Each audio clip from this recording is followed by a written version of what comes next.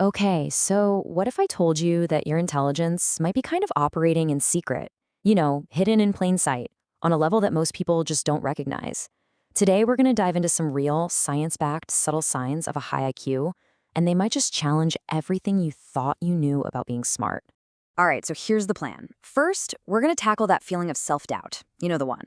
Then we'll get into some pretty surprising clues, things that might feel like anxiety but are really deep analysis. After that, we'll uncover some of your brain's hidden powers. And finally, we're going to totally redefine what it even means to be smart. Sound good? Let's do it. So first up, smarter than you think. We're talking about that common, nagging feeling that maybe we just don't quite measure up. So let me ask you this. Have you ever been in a room where you feel like everyone else just gets it, faster than you? Yeah, that feeling is super common. But here's the thing. It's usually based on a total misunderstanding of what being smart really is. And that brings us to the big idea for today. What if, and just think about this for a second, what if the things you see as flaws are actually signs of a higher IQ? Operating in plain sight? All that stuff you beat yourself up for, overthinking, doubting yourself, even procrastinating, what if those aren't weaknesses at all? What if they're actually signs of a really brilliant mind at work? So we're going to break down 10, count them, 10 subtle, kind of surprising, and totally science-backed signs that your brain might be planning on a completely different level. And you're definitely going to want to stick around because the last one, it's the one single trait that pretty much all geniuses throughout history have in common. Okay, let's jump into our first section, anxiety or analysis. These are the counterintuitive clues. We're going to look at some things that are so often mistaken for negative traits, that fine line between what looks like anxiety but is actually deep, powerful analysis. All right, sign number 1. You overthink everything. Do you find yourself replaying conversations over and over in your head? Or maybe you imagine like 50 different possible outcomes before making one simple decision? Yeah, that's not just anxiety. That's a sign of some serious analysis going on. It's your brain just constantly processing, running simulations. And there's actually a cool scientific term for this, metacognition. Basically, it's the ability to think about your own thinking. It's like you can step outside of your own head for a second and analyze how your brain is working. And neuroscientists, they say this is a huge marker of higher intelligence. Okay, sign number 2, you doubt yourself constantly. Now, I know this sounds totally backward, right? We always think being smart means being super confident, but it turns out constantly questioning yourself, your abilities, your knowledge, that can be a huge sign that you actually get it more than you realize. And this right here, this is why. It's called the Dunning-Kruger effect. Look at this. On the left, when you know just a little, your confidence is through the roof. But look at the right side. The more knowledge you gain, the more you become aware of just how much you don't know. So all that self-doubt, it's not a weakness. It's often a side effect of being a genuine expert. All right, sign number 3, you procrastinate. Now, hold on. I know what you're thinking.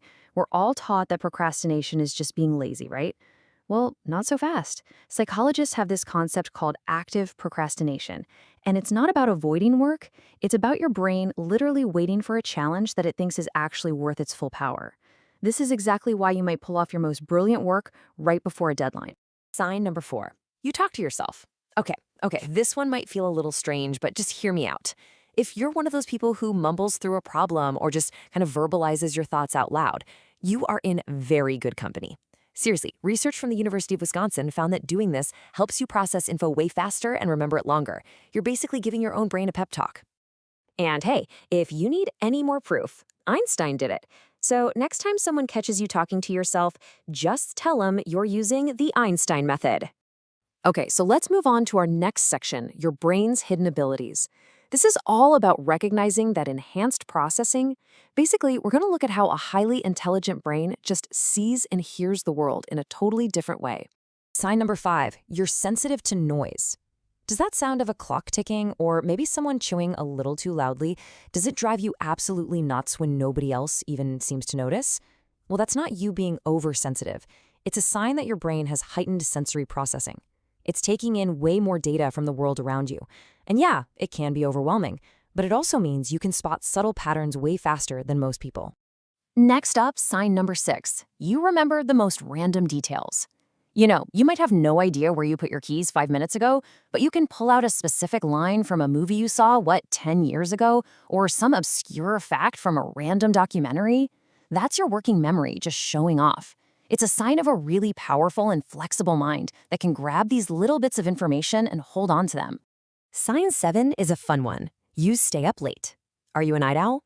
Well, research from the London School of Economics actually found a link between people who stay up late and higher IQ scores. The idea is, as the world gets quiet and all the distractions finally fade away, your brain is finally free to just roam. And that's when the big creative ideas and the deep thinking happens. And sign number 8, you get bored easily. If you just cannot stand doing the same repetitive thing over and over again, it's not a flaw in your character. It's because highly intelligent brains have a faster reward system. You just don't get that same little dopamine hit from easy, predictable stuff. So your brain is always pushing you to find something more complex, something new to figure out. Okay, this brings us to our final section, the real definition of smart. We're about to uncover the core of genius.